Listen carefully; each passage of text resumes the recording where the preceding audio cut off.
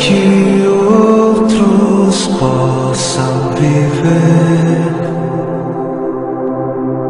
Vale a pena morrer para que outros possam viver.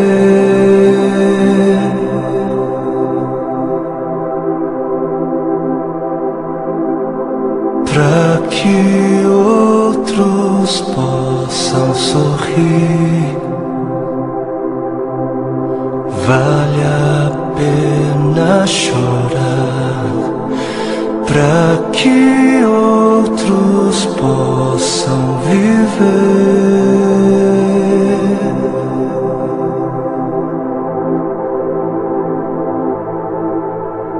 Portanto, visto que temos este ministério pela misericórdia que nos foi dada, não desanimamos.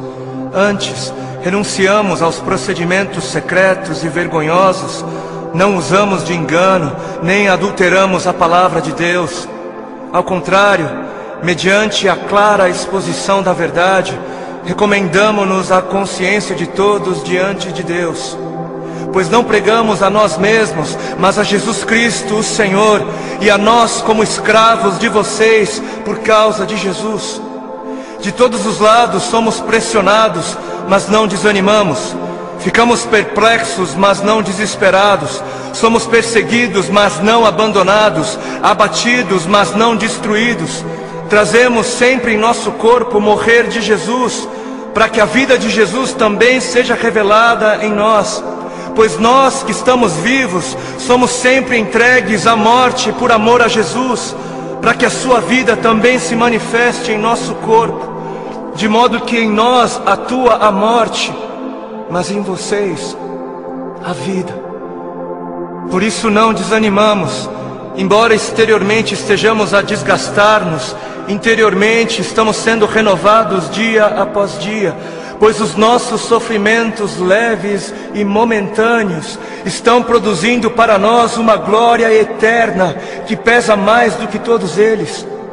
Assim, fixamos os olhos não naquilo que se vê, mas no que não se vê, pois o que se vê é transitório, é passageiro, mas o que não se vê é eterno.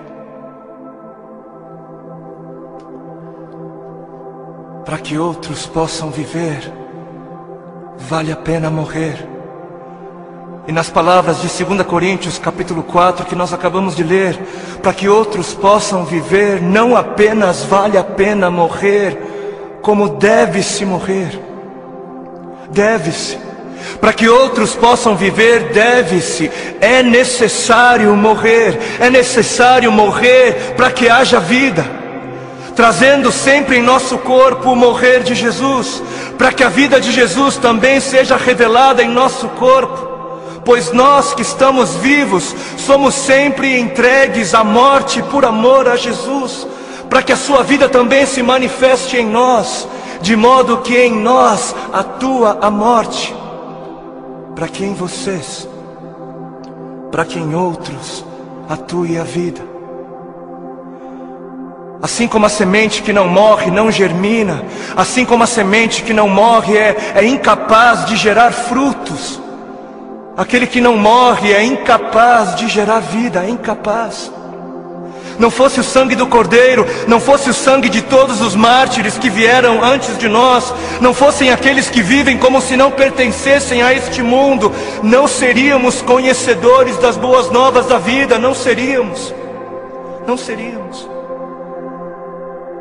Mas se as coisas são assim, se isso é verdade, se isso reflete a realidade, se o Senhor teve toda a intenção de dizer exatamente o que Ele disse, por que é então que não morremos? Por que é então que o mundo está cansado de ver uma igreja que deveria carregar a mensagem da morte, mas não carrega? Não carrega. E não carrega porque ela mesma recusa-se a morrer. Se a ordem é essa, por que é então que não vemos mais vidas sendo geradas? Nações sendo alcançadas em meio à voluntária entrega da vida por parte daqueles que se dizem cristãos? Por quê? Por quê? Porque existe algo de muito errado em nosso meio. Existe algo de muito errado em meio àquilo que chamamos de Evangelho do Reino de Deus. Evangelho do Reino de Deus. Não o Evangelho do Reino dos homens para os homens. Não o Evangelho do Reino desta terra para esta terra. Não o Evangelho do seu reino para você mesmo, para o seu próprio benefício. Mas o Evangelho do Reino de Deus para o benefício de Deus. E existe algo de muito errado porque estamos confundindo o Evangelho do Reino de Deus, que é para Deus, com outros evangelhos. E o povo, por falta de líderes que preguem o que o povo precisa ouvir e não o que o povo quer ouvir, o povo está adorando outros bezerros de ouro. E o grande bezerro de ouro dos nossos dias é a bênção. O grande bezerro de ouro dos nossos dias é a vitória, é a conquista, é o bezerro da prosperidade, é a saúde, é o meu bem-estar, é o meu conforto, é a minha necessidade, é o meu reino, é a minha vida. 7 passos para alcançar a bênção aqui, 40 dias de jejum da vitória ali, 12 maneiras para ser próspero um pouco mais adiante, e 318 formas para você fazer com que Deus faça aquilo que você quer que Ele faça. Não importa se Ele queira fazer ou não, porque afinal o modelo de Jesus, não seja feita a minha vontade, mas a sua, serve para Jesus, serve para o Filho de Deus, não serve para mim, não serve para a igreja.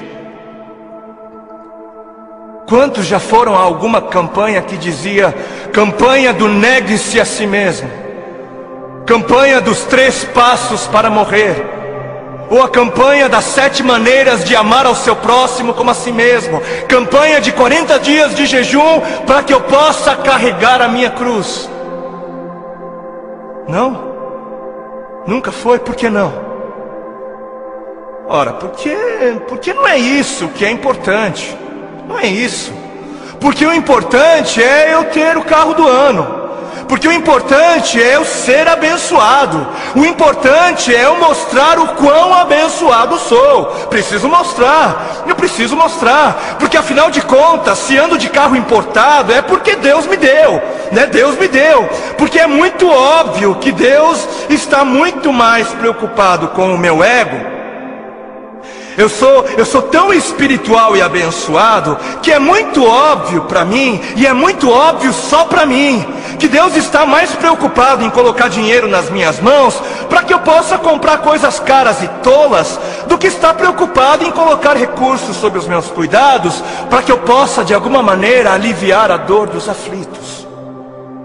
Porque Deus é tão bom para mim, Deus é tão sábio, Ele é tão misericordioso, que Ele prefere que eu compre para mim o meu 100º par de sapatos. Ele prefere, Ele prefere que eu faça isso mais do que prefere que eu compre algumas marmitas para dar de comer às crianças de rua.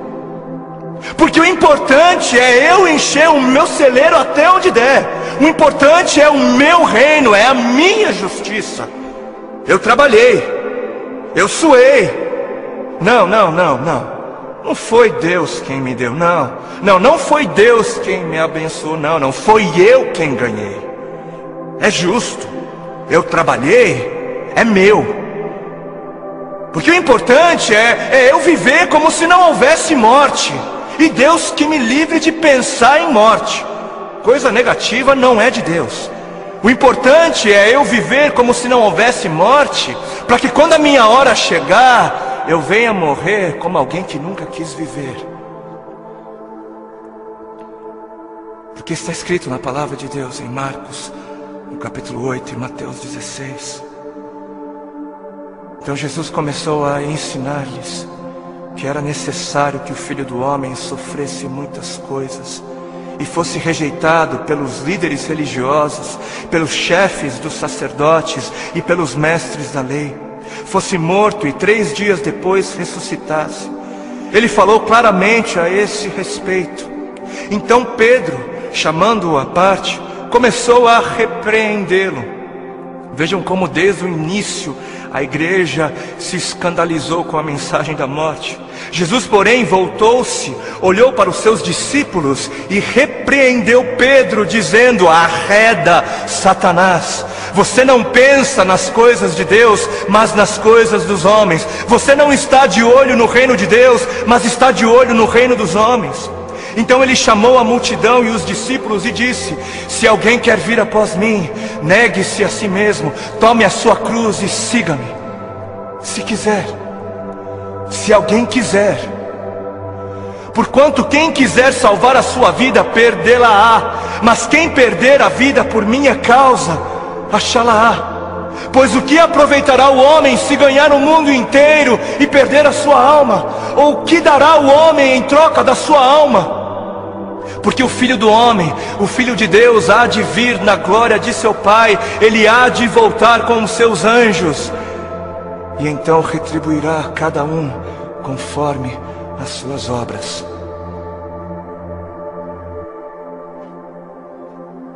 Quem fizer de tudo para garantir a sua vida neste mundo, não merecerá a vida no outro.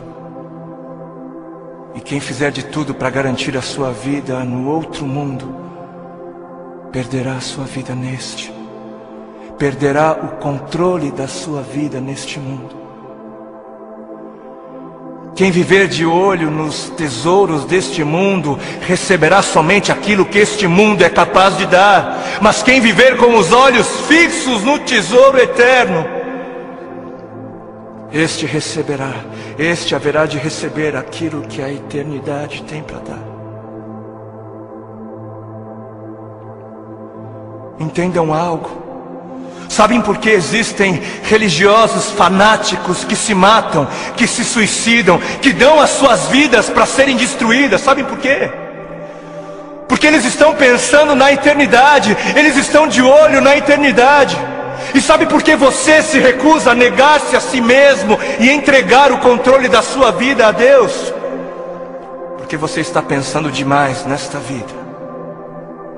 E mais, sabem por que é que estes fanáticos acabam dando as suas vidas? Porque eles passaram a vida toda, a vida inteira, ouvindo de seus mestres que morrer é algo valioso. Eles passaram a vida toda ouvindo de seus mestres que morrer é algo bom, é algo nobre, é algo honroso, que morrer gera vida. Gera vida. Mas e a igreja? Mas onde está a igreja? Onde está a voz profética? Onde estão os que pregam a verdade? Onde estão os que pregam morram?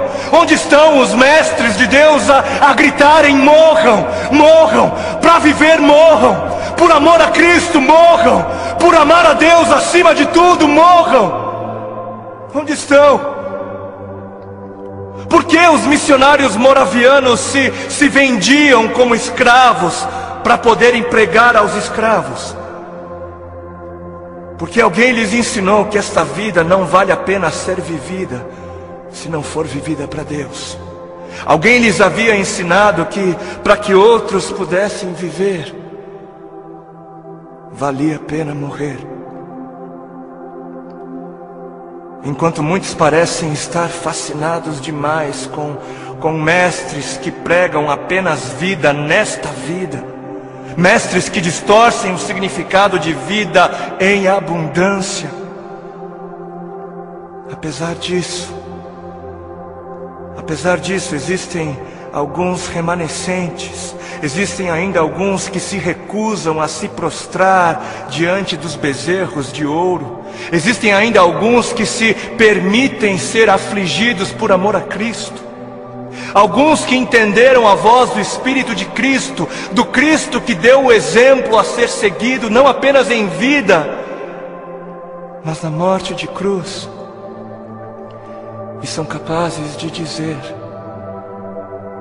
já não sou eu quem vivo, mas Cristo vive em mim. Cristo vive em mim. Amados, a vida é para os que creem. E os que creem não têm medo da morte, não devem ter medo da morte. Quem tem medo da morte não crê. E quem não crer, não viverá. E eis que a morte é o maior medidor da fé. Os que morrem são os que creem. E termino com um texto bíblico que está em 2 Timóteo, capítulo 4, nos versículos 2 ao 4. Diz assim: pregue a palavra, pregue a palavra, esteja preparado a tempo e fora de tempo, repreenda, corrija, exorte com toda a paciência e doutrina. Por quê? Porque chegará o tempo em que não suportarão a sã doutrina, chegará o tempo em que não suportarão os caminhos de Deus, os pensamentos de Deus. Ao contrário, sentindo coceira nos ouvidos, juntarão mestres para si mesmos, segundo as suas próprias cobiças. E estes se recusarão a dar ouvidos à verdade, se recusarão, voltando-se para as fábulas, preferindo acreditar nos mentirosos finais felizes. Que este não seja você, para a glória de Cristo Jesus. Amém.